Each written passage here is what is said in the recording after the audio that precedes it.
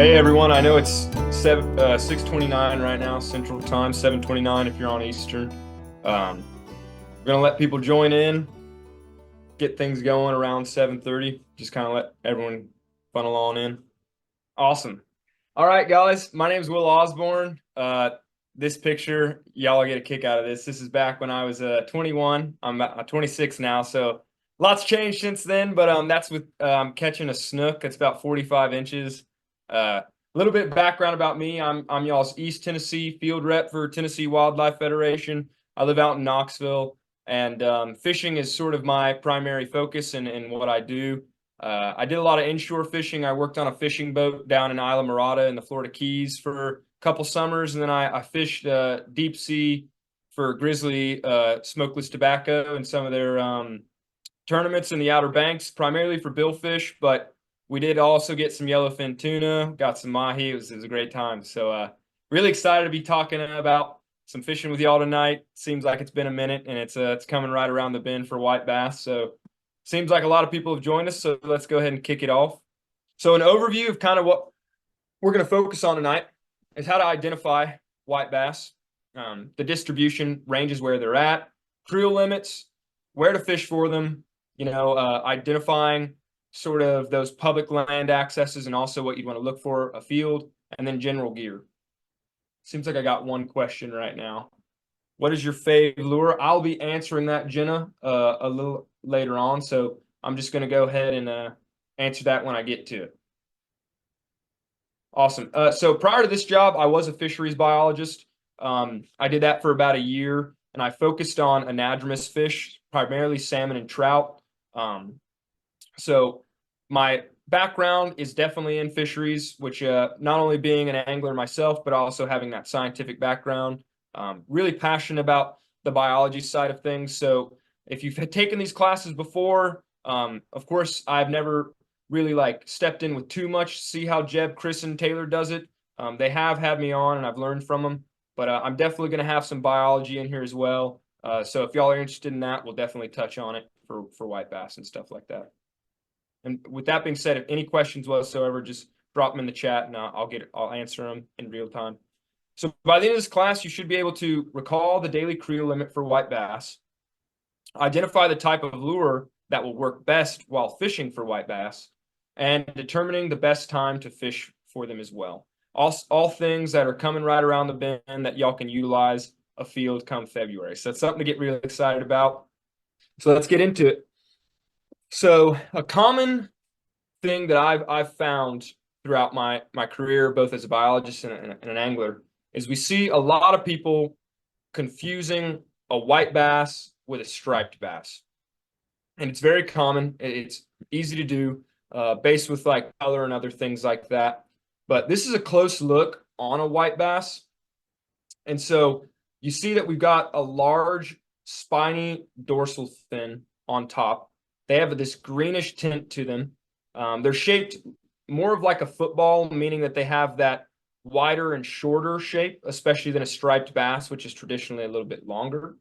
Their caudal fin, which is just their tail at the tail end right there, is a little bit more arrowed, so it goes a little bit in a little bit more. That's a forked tail as opposed to a striped, which might be a little bit more of a straight tail, straight caudal fin. We have a forked caudal fin on this white bass.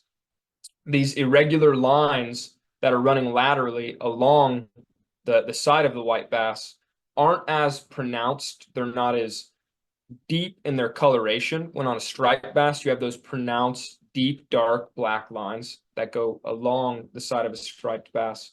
But generally, a really good indicator is weight. You're not really going to catch a white bass over 4 pounds.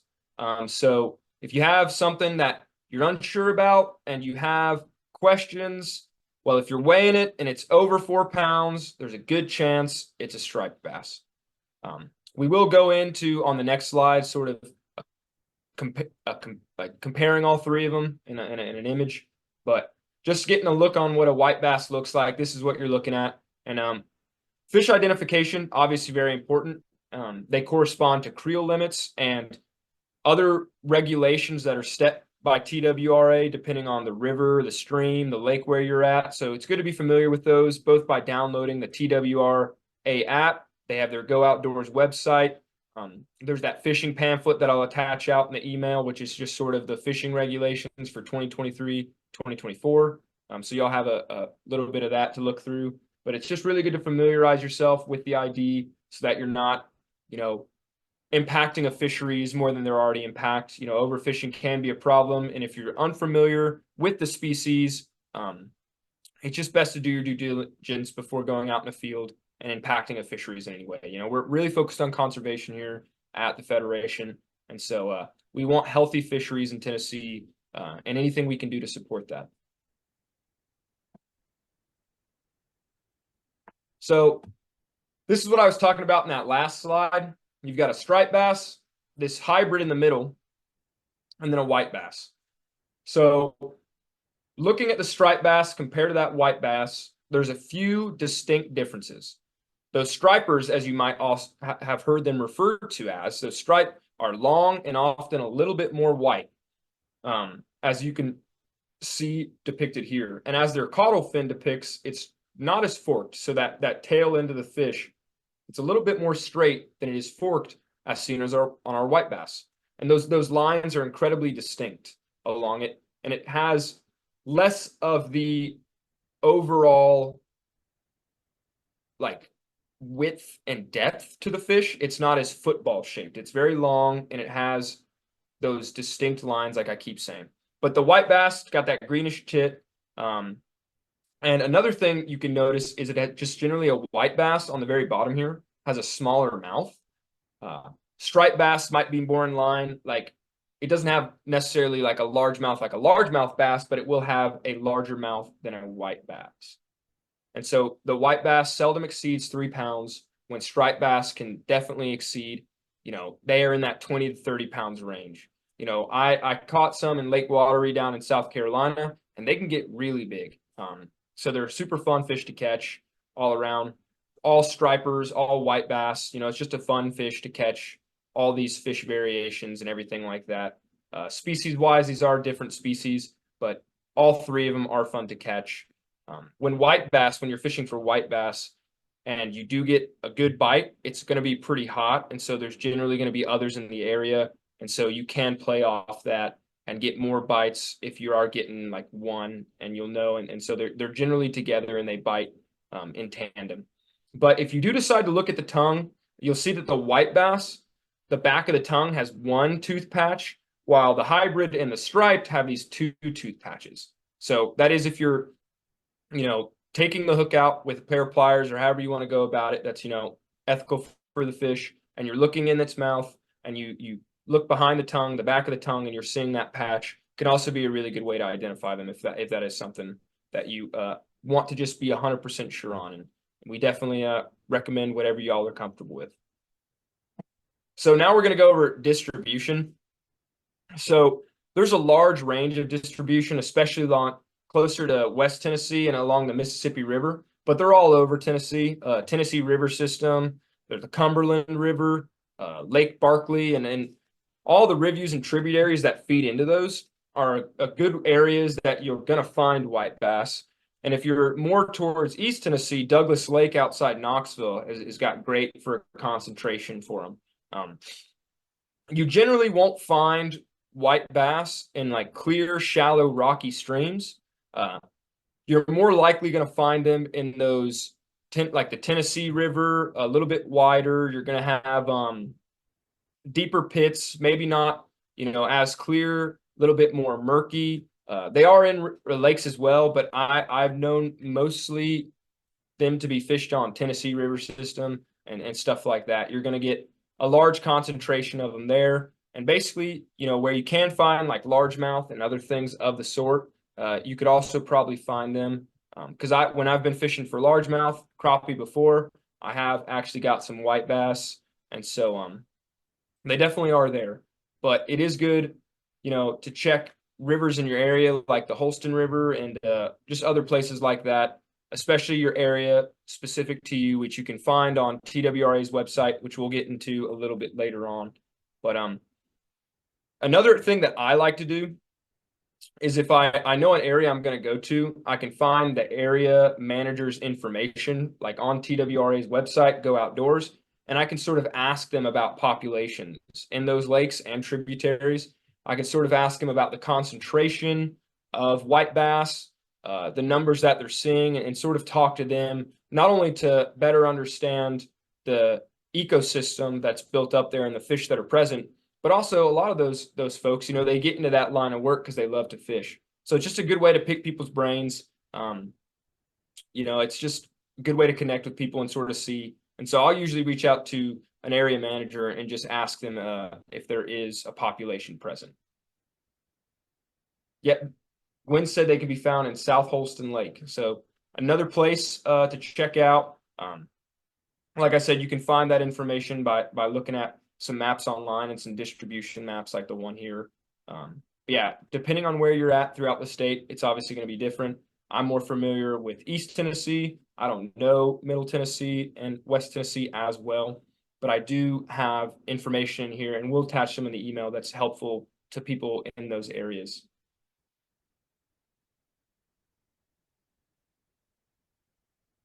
Creel limit. So I did see in the pre-experience check, this was the most missed question.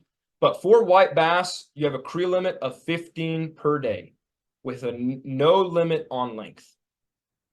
But for striped bass and hybrid, 2 per day. But that means like you could get 1 striped bass and 1 hybrid, or 2 striped bass or 2 hybrid, but not 4 total. So you couldn't get 2 striped bass and 2 hybrid because it's an or, not and. So, and they have that length about 15 inches. Got another question. Have you ever been on the Holston? I have been on the Holston. Primarily, they actually just stocked some cutthroat trout out there, which is pretty exciting, especially if you're familiar with cutthroat trout coming out of the West.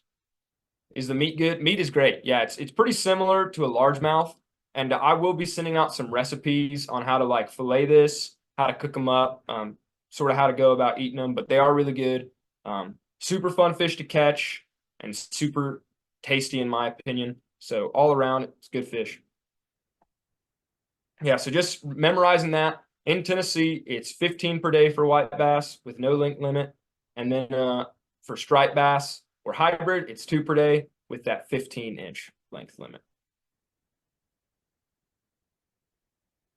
So this picture, you can also sort of see a greenish tint to them, which I think is really nice to illuminate for y'all real quickly. Pretty fish. You might be wondering why we're doing this class right now, basically at the tail end of January going into February. Well, the spring run for white bass is coming up. February, the middle of February is probably the best time to fish for white bass in Tennessee. And the spring run is when white bass swim up the stream and they go to spawn. And so this is a really awesome time to go fishing for them. Like I said, coming up this whole month, February is going to be prime time fishing for white bass.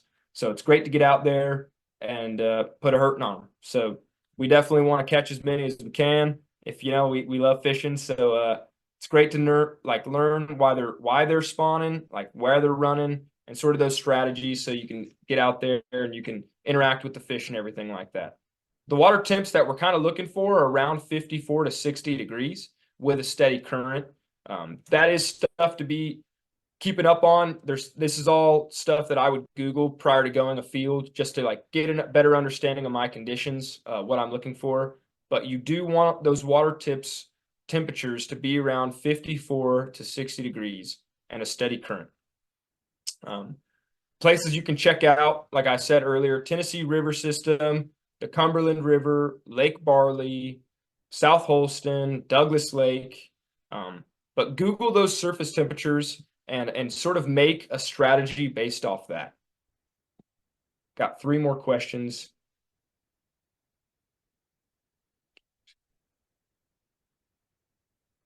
They have to, so I'm going to start with Patrick's question. Sorry, the striper hybrid length limit. Keepers can't be any bigger than 15? Yeah, no, they can't be bigger than 15. A lot of questions. 1 second. Any luck in Melton Hill or Norris? I'm honestly not familiar with those areas. I would look up TWRA or call that area manager. For Patrick, I would say they can't be bigger than 15. And then prior to that, you can keep them. But I'm going to be sending out that email tomorrow. I would say anywhere between 7 inches and 15 inches is like a keepable range for these striped or hybrid bass. Craziest fish I've ever caught. I was on a boat that retrieved an oarfish down in the Keys.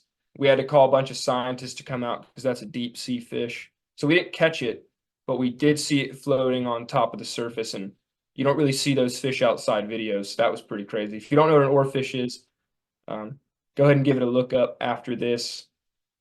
Cherokee Lake, that is also a good lake for fishing for white bass. So thank y'all. So yeah, just back to it. Middle of February is a really good time to go fishing for white bass.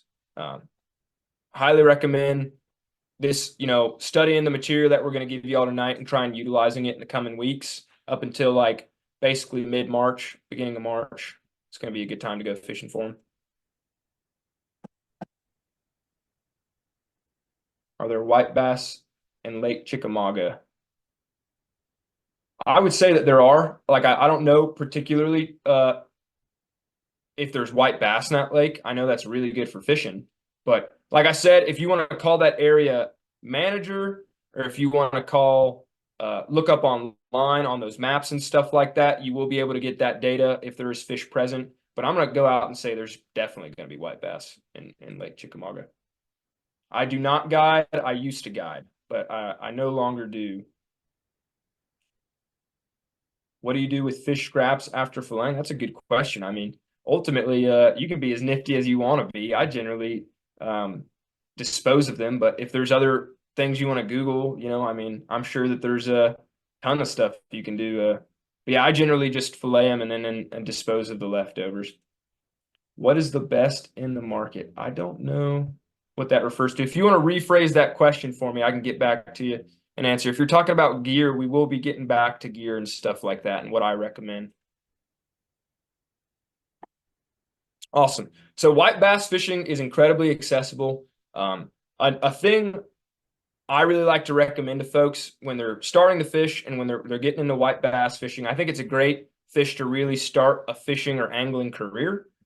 You can bank fish for these, which is awesome.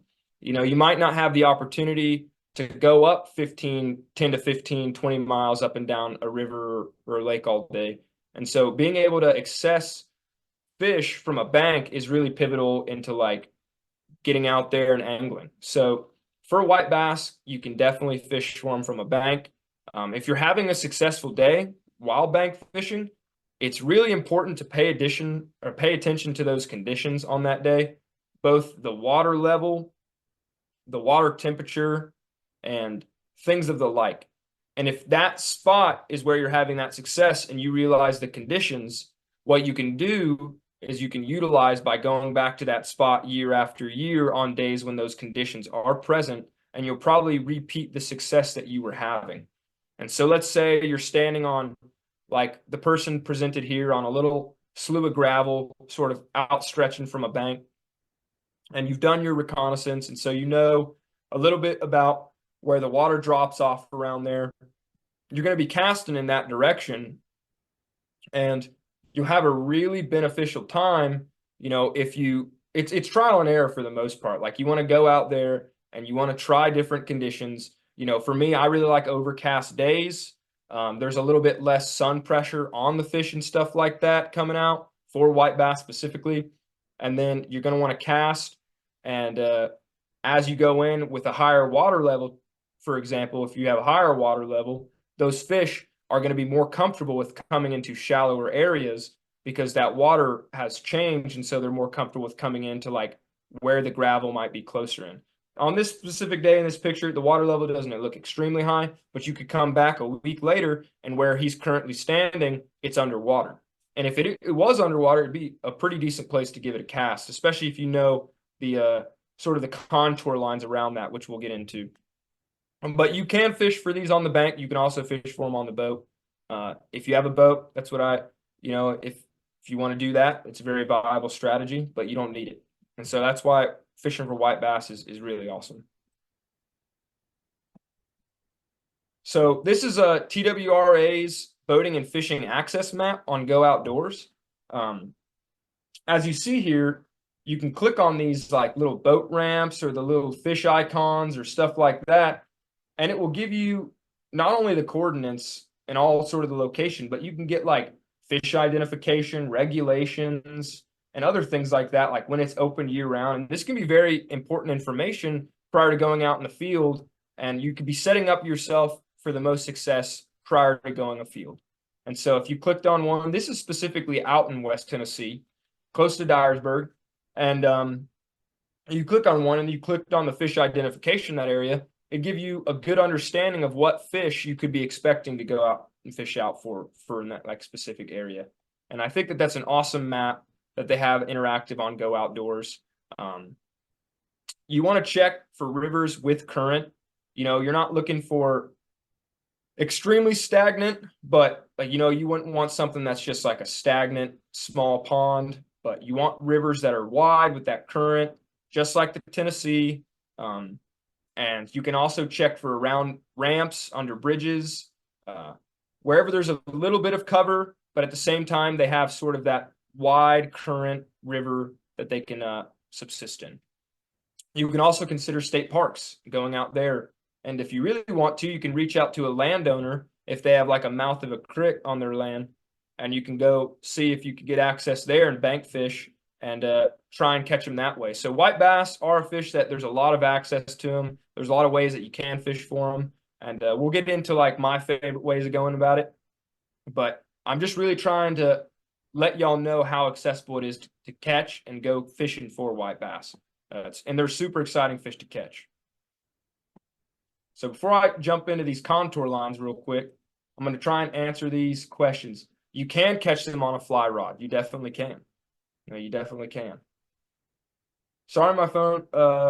What is the best fishing rod in the market? I will be going over that in some coming slides. So definitely good to think about, but I'll be going over it. Are they like largemouth and hide and brush? I wouldn't say they're behaviorally extremely like largemouth, but fish do generally like cover. But white bass in general, if we're looking at this contour map right now and you've got like an area close to a drop off, they would probably be around that area even if it didn't have cover right near that drop off. So if you're at an area where it's like 8 to 12 feet deep near a 15 to 20 foot drop in this like current water, that's probably a good condition to catch white bass. Would be around, if you're looking on your contour map like we're seeing here, and you see a little area off a bank and it's like 8, 9, 10 feet deep, and then you see that clump of lines that are very tight, which is a steep drop. Right before that steep drop, it'd be a really good place to target them. Are you able to catch fish and sell meat? For intensive purposes of this class, I'm going to say no to that one. Ultimately, yeah, we're doing it so you can harvest for yourself and your family. So if anyone's familiar with topo maps, if you're looking at a mountain, as it goes and gets more steep, those lines, like we're seeing here, begin to get a little tighter and darker. Well, it's very similar on a contour map for waterways. The tighter the lines, the sharper the drop off the bank. And so these shallow gravel bars close to the deep water drop off, like this Camden Landing, you've got some looser lines that pretty much go right into that tight drop off that's steep. And so this is a great place, just looking at it from like a map perspective, to go fishing. You could go around, you could walk this bank, and you could cast near that 10-foot drop that 10-foot area that drops right off into that like 15 all the way. It looks like it gets as deep as going somewhere to 30s. And so you could do right around that 10-foot area, and then that'd be a great place to go for them. In high water, fish will generally get into shallower areas that they're not usually accessing. So white bass, if there's you have a higher water level in a day, they'll come in closer to that gravel line, closer to the shore, And places that you might have been standing and fishing for them days prior, you might want to cast exactly where you were standing. So those like shallower areas that right before that deep drop off. But if you're looking for like what I would just off the cuff, if someone asked me what's, and it was a general question, like what's perfect like conditions to fish for them, I'd probably say like a preferred depth for a white bass would be that 8 to 12 feet range. And it's like right close to that deep 15 to 20 foot drop off. And you don't want it to be super stagnant, but you don't want it to be, very fast moving current either. So if you can find like a decent in between, like a little stagnant pool near a large current, like sort of going down the middle of this river, and you got a little stagnant right near the bank, you cast right there. I'd say that's where you're going to have your best luck catching a white bass.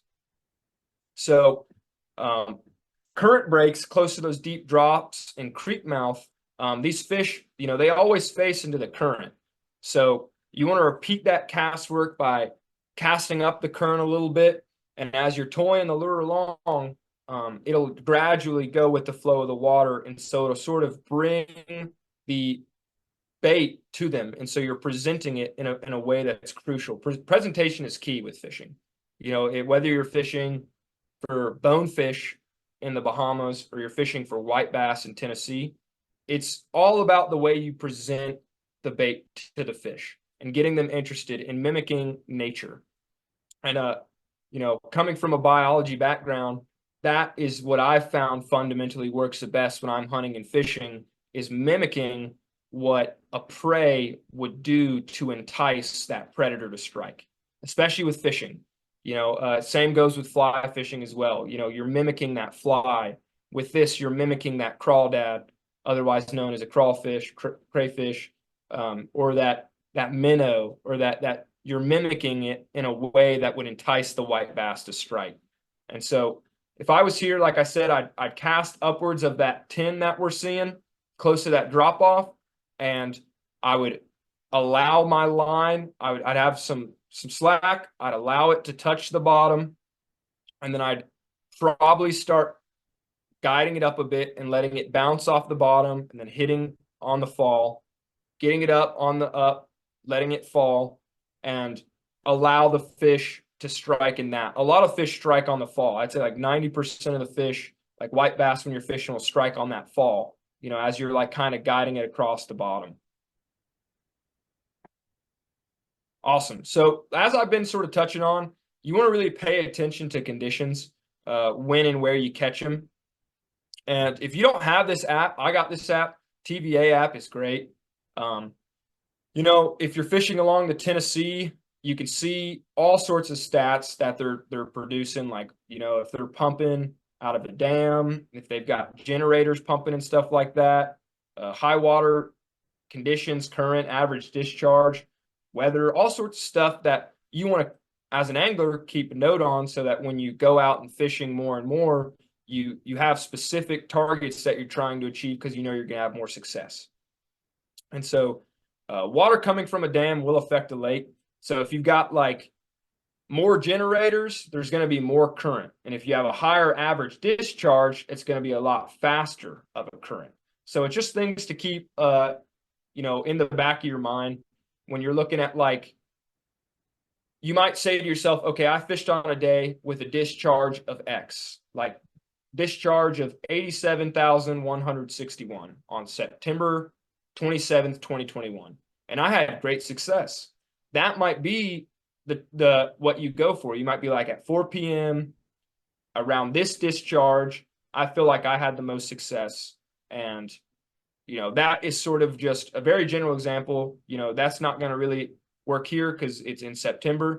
But, if you said that was February with the discharge that worked, just something to keep in your mind when you're fishing. But it is really common to catch white bass like one after another when they are biting.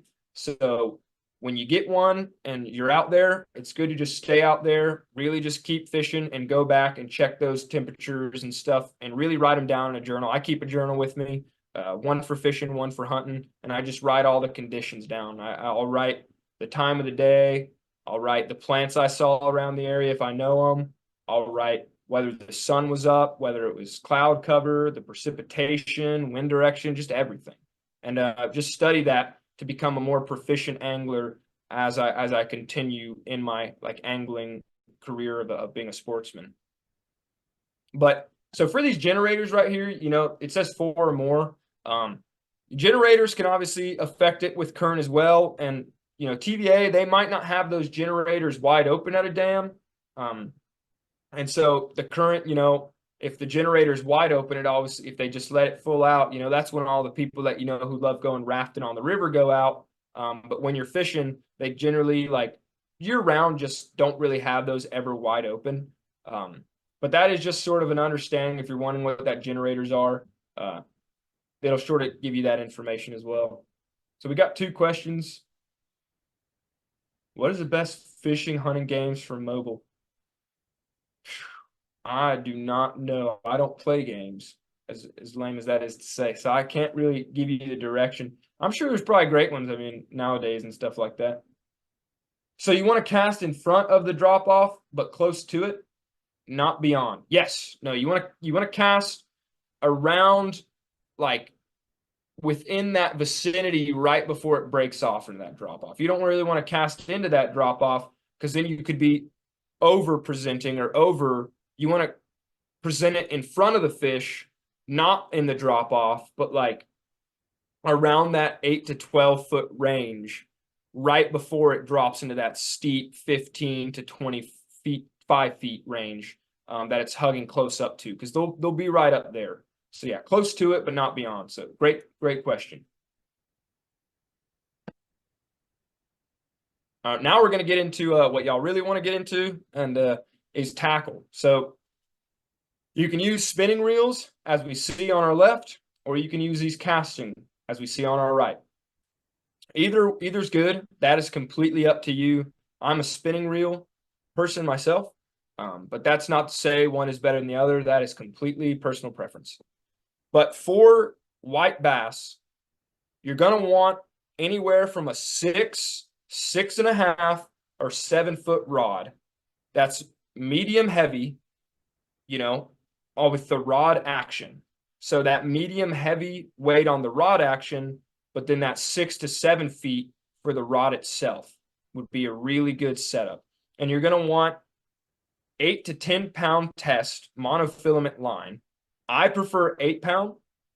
That's also a general preference, but for y'all, I would probably just recommend doing that 8 pound test. And for white bass, I'm exclusive with monofilament line. No braid, no nothing like that. Just monofilament 8 pound test. On like, you know, if I was to tell y'all right now what to go buy, 6.5 foot rod, get that 8 pound test with a medium heavy like action, such as like a spinning one on our left, you'd be setting yourself up with some pretty good gear just based off that to go out fishing for white bass. I got 2 more questions. How about trolling and speed, like for stripers? I'll get into that a little bit later on. Is below dam better or in lake? Say Douglas, seeing as you're familiar. I prefer below dam. I'm not, for white bass specific, I'm not huge on fishing for them in lakes. But again, that is a me specific answer. I would say that is sort of up to y'all and y'all's strategy. But I would say I'm gonna say below dam. I was gifted a rod set that include 33 pound line. How would that affect my fishing? I mean, that sounds like it could be for catfish. Of course, I don't know your setup exactly, but I would go for that 8 to 10 pound test monofilament line on like a 6.5 foot rod. Fast, extra fast, or moderate action? I'd go moderate for white bass, and we'll keep it white bass specific right now. And if I'll have some time for some other questions that I'll pick my brain here in a little bit, but I want to make sure I cover everything. So artificial bait, you know, for February, March, this is what I would recommend going with, is artificial bait, because it might have a little bit harder access getting to that other types of bait like live bait and stuff like that. the best, and then this is important. If I'd write this one down if you want. The best all around artificial lure is what we're seeing on the bottom left right here, which is that 1/4 ounce jig head with a 2.5-inch grub head, specifically in white. You could maybe go chartreuse, which is the color of what we're seeing in the top left. You could try that perhaps, but I would probably try and go with white if you can. And definitely another thing to look out for is this is another one you want to get into. But for this jig head, let's talk about how to fish with it. Sorry if y'all hear my dogs barking too, you want to cast out, and you want to watch that slack in the line while it sinks. Let the bait hit the bottom and then pump it up and let it fall. But constantly keep in contact with the bottom. You're going to want to keep kind of kissing it. You're going to have that rod.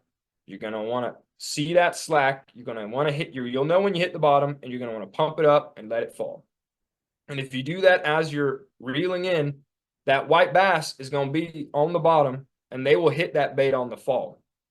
And if you keep slack line, pull up on the lure, pop it a couple times, like something like a crawdad or a minnow or something, like they're trying to get away from the fish. And that's how the strategy I would recommend catching white bass with this 1/4 ounce jig head. And then the top left, what we're looking at is a jig head with an underspin. That spin makes that vibration, which helps in murky water with the flash.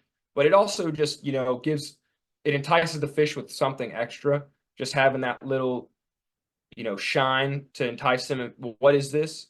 I will say, that top left one, the jig head with the underspin is more expensive. They're probably going to be $1.50 a pop, but the 1/4 ounce jig head with like a 2.5-inch grub head, 2-inch grub head, that's going to be like 25 cents.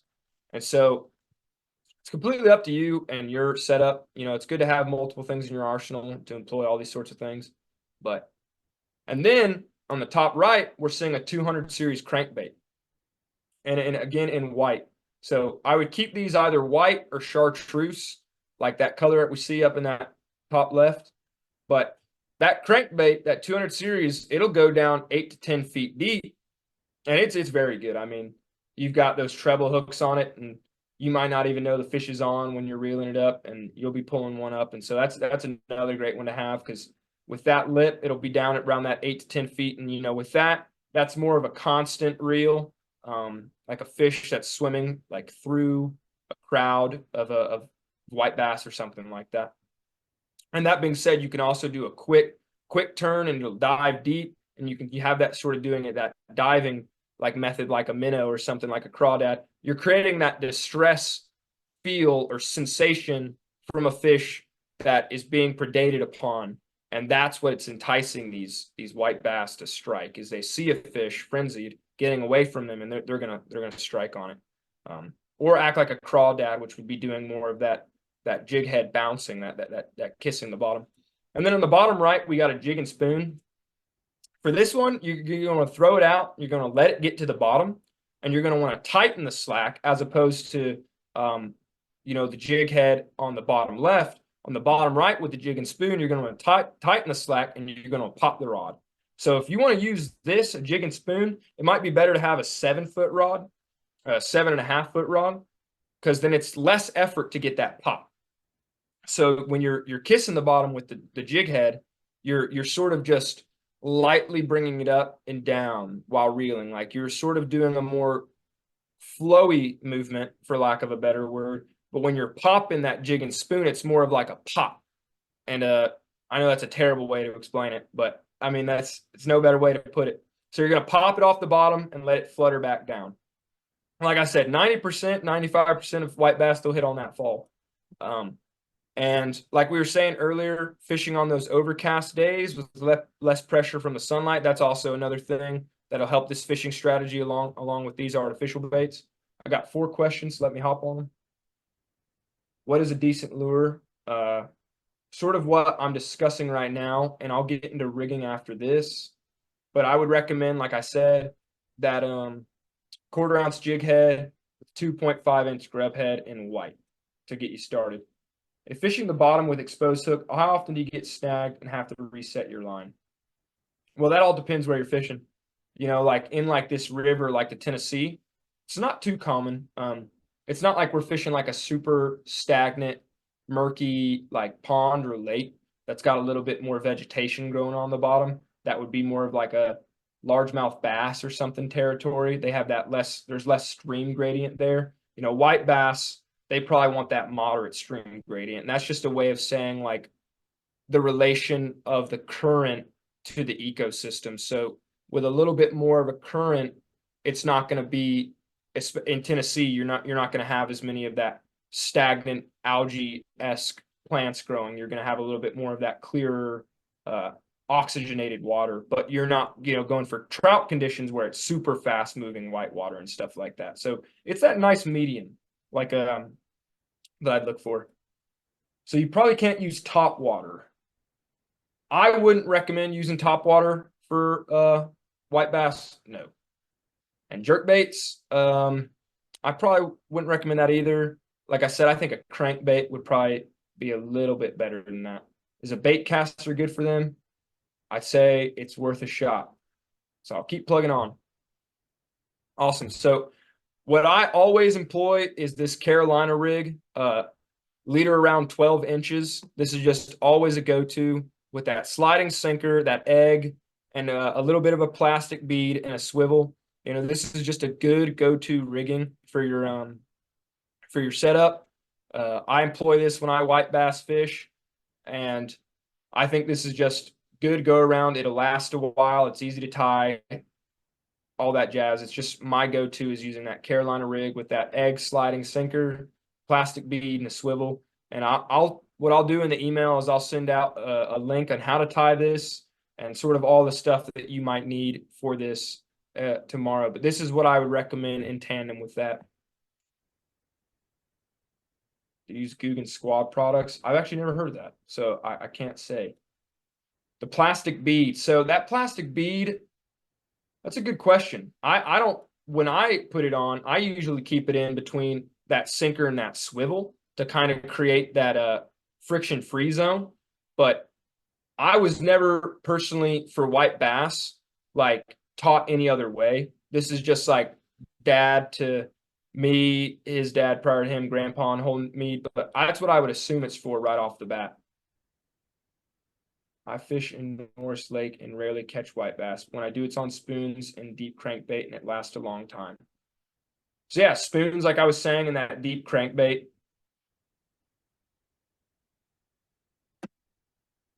So another thing, when you're fishing for them and you're out there, morning and evening times are best feeding times for white bass.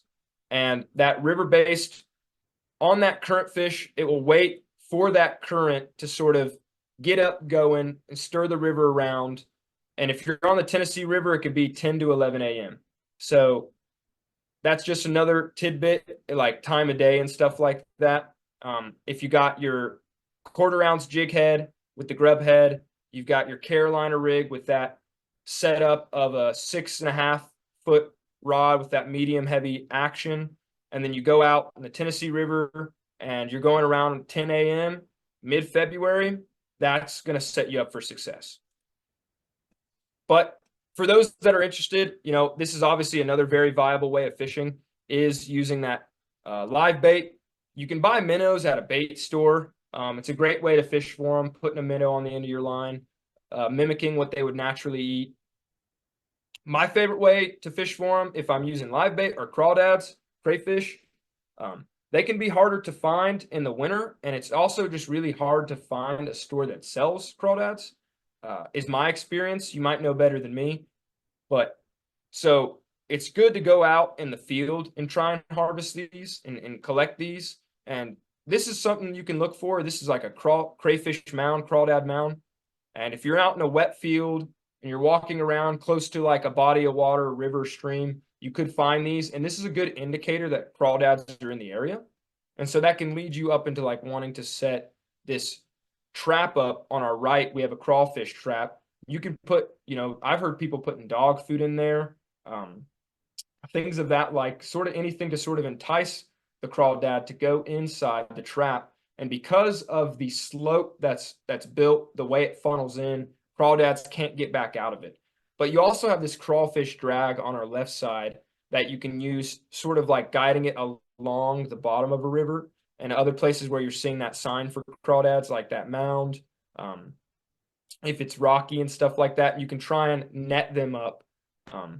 But I would highly recommend, if you're wanting to get serious about using crawdads, looking into setting a trap in an area and then coming back like a half a day later and checking and doing it in intervals until you sort of get comfortability with this.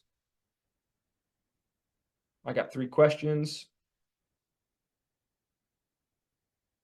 What other subjects are left in the Zoom meeting?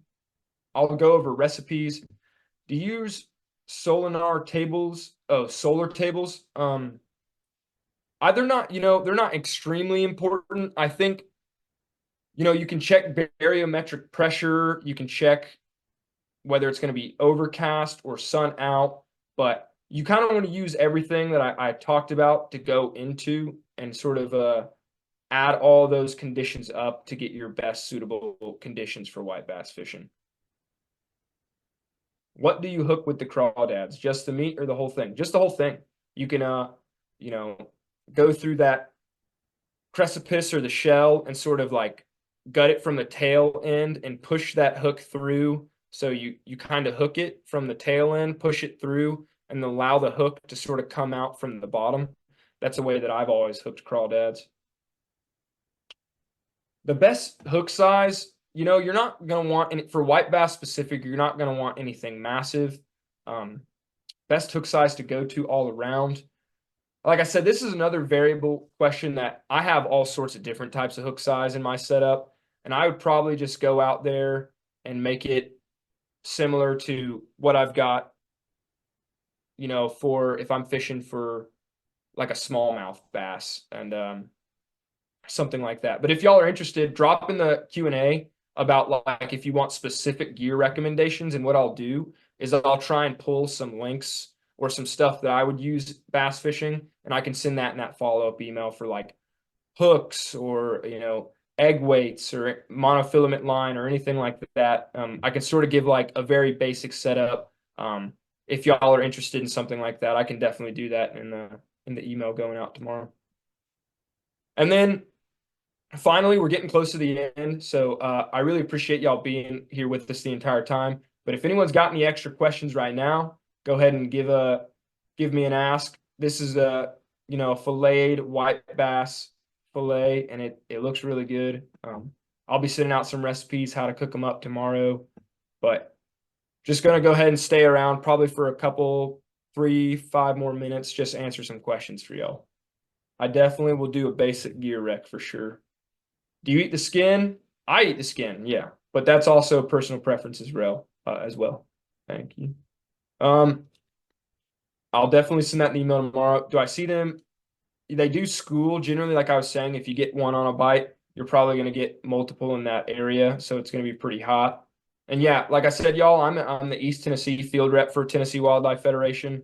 I am planning a lot of fishing events out in East Tennessee coming up in the spring. I'm sure our West Tennessee and Middle Tennessee guys are as well, and they'll all be dependent on the area and sort of like what's best to fish in there. We're out in the mountains more in my range, so we got a lot of good trout and stuff like that. So I have some trout workshops, bass workshops, all sorts of things like that. Do you know anything about fishing Watts Bar? I hear it's how fantastic it is. Well, I don't think so. I moved from Texas. I know that they do a lot. I think it's a great place to fish, but that is the place that people recommend to fish always. So you're having an area that faces more amounts of stress and pressure from the general angler. So I've also heard that it's not great. I've never personally fished down there, but I fished for USC's bass fishing team for a little bit, and I know that they had tournaments out there and everything like that. So I think that people do go out there, but I think your best bet on Watts Bar would probably be having a boat. Do you trim the red meat from your white bass fillets? It is a general, like, I would say you have like a more of a white meat to them, but I don't trim red meat, no, if there is any. What about smaller rivers in West Tennessee, Hatchie? That's a great one. Yeah, my West Tennessee rep said that he that's a good river. Just like I said, if it's got a little bit of width to it, it's more than just like a small rocky stream with fast moving current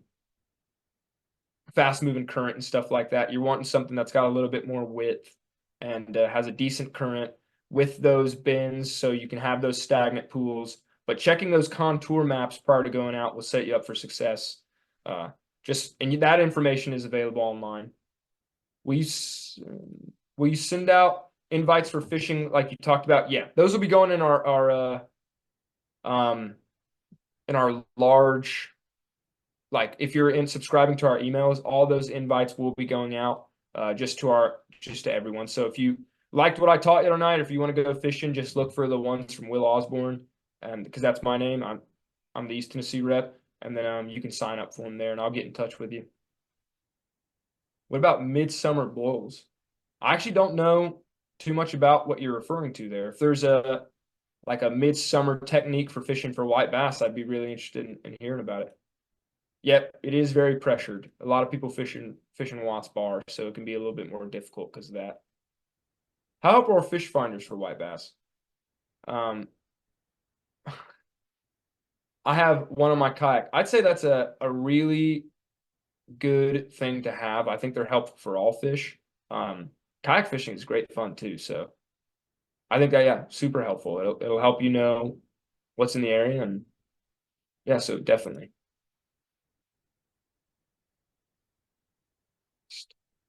They will spawn to small stream inlets and move up the French Broad on Douglas.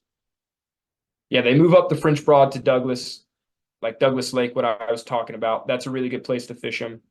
And they spawning in those small stream outlets, you know, salmon, they move up a stream and they go to like sort of their ancestral, like where they have.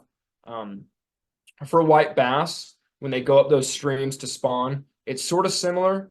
I don't know if particularly if they always choose the same place that they were born and they continue that sort of generational tradition. I would assume, like behaviorally, that's probably possible and likely. But yeah, this is why they're currently on that spring run up those streams. So those tributaries leading into those larger river systems and lakes. This is a really good time to fish for them there. When they boil on top of the water in schools. I've never heard of them personally doing that in Tennessee, but they very much could.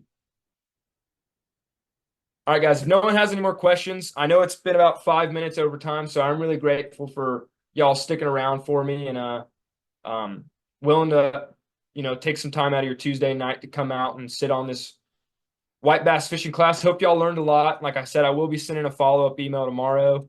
And I just want to say thank y'all so much for your patience and everything. This is my first one I've done solo because I am new. I've only been with the Federation since late October.